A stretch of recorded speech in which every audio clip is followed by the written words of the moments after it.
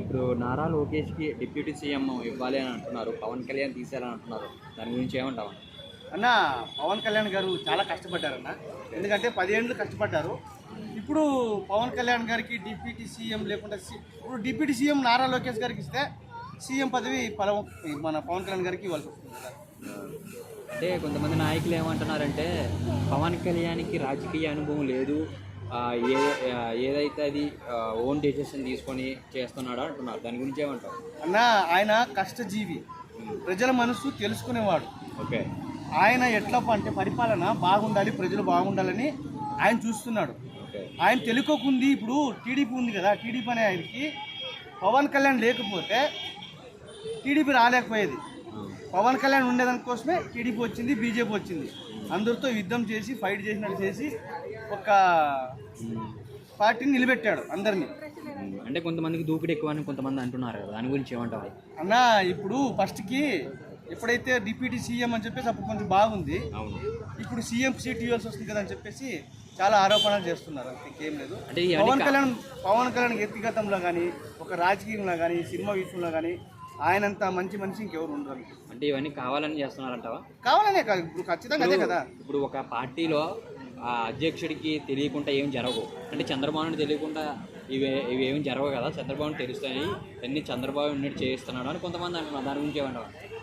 అన్న, అక్కడ ఏం జరిగిందో తెలియదు కానీ ఇప్పుడైతే ఖచ్చితంగా పవన్ కళ్యాణ్కి సీఎం సీట్ ఇస్తే చాలా మంచిది.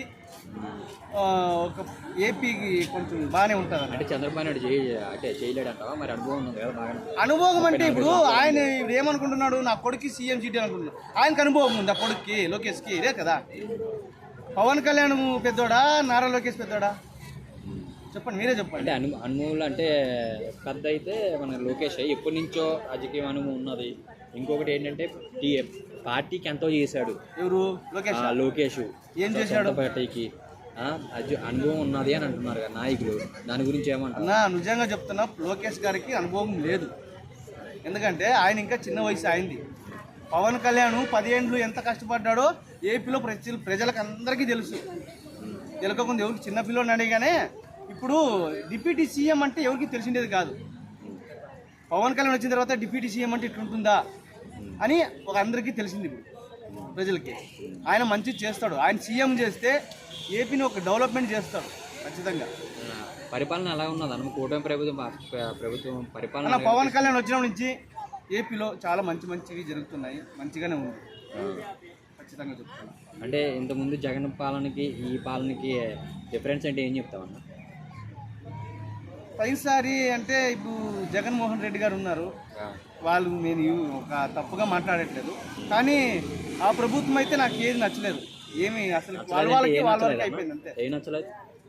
ఏం చేశారన్న, వాళ్ళకి ఇస్తే ఇప్పుడు ముసలి వాళ్ళకి పింఛన్లు ఇస్తున్నారు. తర్వాత మామూలుగా అంటే ప్రతి గడపకి పథకాలను అందించాను అని అంటున్నారు జగన్ పాలనలో. ఇప్పుడు ఈ టీడీపీ పాలనలో అసలు 7 నెలలు అవుతుంది, అయినా ఏమీ పథకాలు ఇవ్వలేదు. ఏ సంక్షేమ డబ్బు బాగా అప్పులు చేశాడు కదా, 1200 కోట్లు ఏమో చేశాడు కదా. అప్పు ప్రతి రాష్ట్రానికి అప్పు ఉంటుంది అన్న, ఎంతో కొంత ఉంటుంది అప్పు. కాకపోతే ఇన్ని నెలలు అయినా సరే ఇంకా ఒక పెన్షన్ తప్పించి ఏమీ ఇవ్వలేదు అని అంటున్నారు. దాని గురించి ఏమంటారు అన్న? మంచి పనులు జరిగేది కావాలా, పథకాలు కావాలా ఫస్ట్. ఎందుకంటే అక్కడ పవన్ కళ్యాణ్ గారు అది ఏ ఊరు అది, అక్కడంతా రోడ్లు వేయించాడు వాళ్ళ సైడ్ అంతా. ఆయన మళ్ళీ తర్వాత తిరుపతిలో మెట్లు కడిగాడు మా మంచిగా దేవస్థానం పోయి. తిరుపతిలో మళ్ళీ మొన్న చనిపోయారు, అక్కడ పోయి నేనున్నా భయపడకని చెప్పేసి నన్ను క్షమించాడు అని చెప్పేసి అంతా అడిగాడు. ఓకే. పవన్ కళ్యాణ్ గారు అంత మంచి మనిషి ఇంకెవరు ఉంటారు, నిజంగా చెప్తున్నా. ఆయన నెక్స్ట్ సీఎం, ఆయన సీఎమే చేయాలి.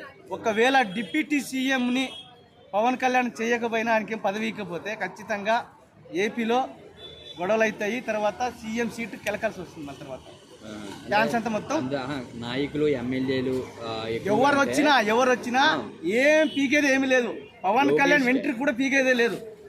లోకేష్కే ఇవ్వాలని అంటున్నారన్న. లోకేష్ కావాలన్నా, ఒకవేళ చంద్రబాబు నాయుడు ఈ సీఎం పదవి నుంచి విరామం తీసుకుంటే ఎవరికి ఇచ్చే అవకాశం ఉంటుంది? పవన్ కళ్యాణ్ గారికి రావాలన్నా. మీరు అంటున్నారు అక్కడ ఉన్న నాయకులు కానీ కొంతమంది వాళ్ళు అనుకుంటారు పవన్ కళ్యాణ్ లేకపోతే సీఎం కాదు, టీడీపీ లేదు కదన్నా. వారసత్వం ఉండాలి కదా, వారసత్వం ఉన్న వాళ్ళ కొడుక్కే ఇస్తారు అని కొంతమంది అంటున్నారు. మళ్ళీ పవన్ కళ్యాణ్ ఇంకేం చేశాడంట? మళ్ళీ ఇప్పుడు పవన్ కళ్యాణ్ ఇప్పుడు వచ్చాడు కదా, ఆయన లేకపోతే ఏపీలో మళ్ళీ వచ్చేది అది రాదు కదా.